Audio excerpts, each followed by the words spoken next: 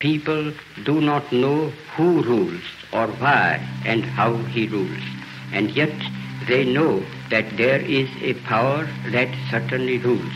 In my tour last year in Mysore, I met many poor villagers, and I found upon inquiry that they did not know who ruled Mysore.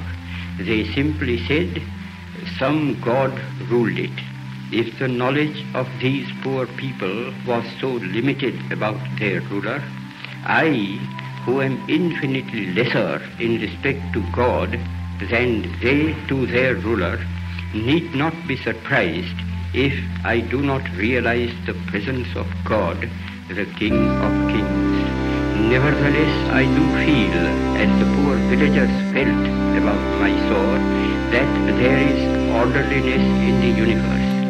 There is an unalterable law governing everything and every being that exists or lives. It is not a blind law, for no blind law can govern the conduct of living beings.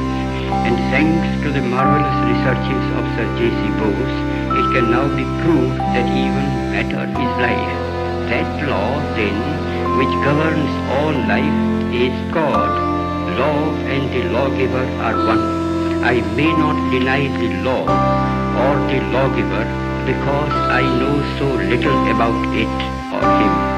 Just as my denial or ignorance of the existence of an earthly power will avail me nothing, even so my denial of God and His law will not liberate me from its operation, whereas humble and mute acceptance of divine authority makes life's journey easier.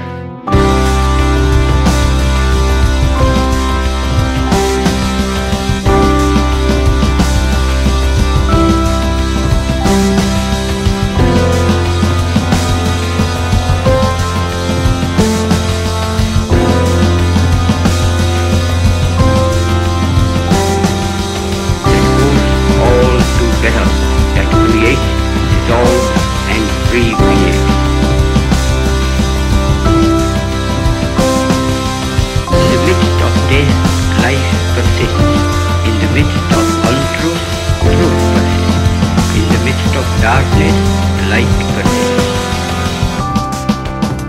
Truth, light. He is love. He is the supreme good. But he is no God who merely satisfies the intellect if he ever does. God, to be God, must rule the heart and transform it.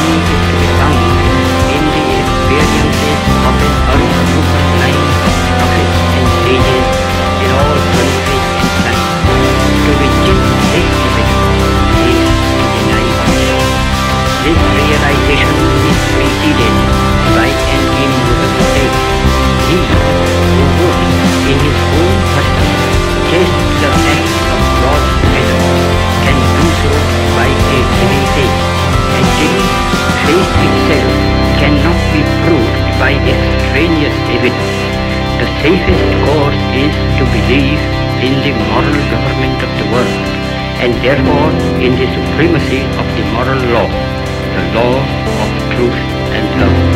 Exercise of faith will be the safest, where there is a clear determination, summarily, to reject all that is contrary to truth and love. I confess that I have no argument to convince through reason. Faith transcends reason. All as I can advise is not to attempt the impossible.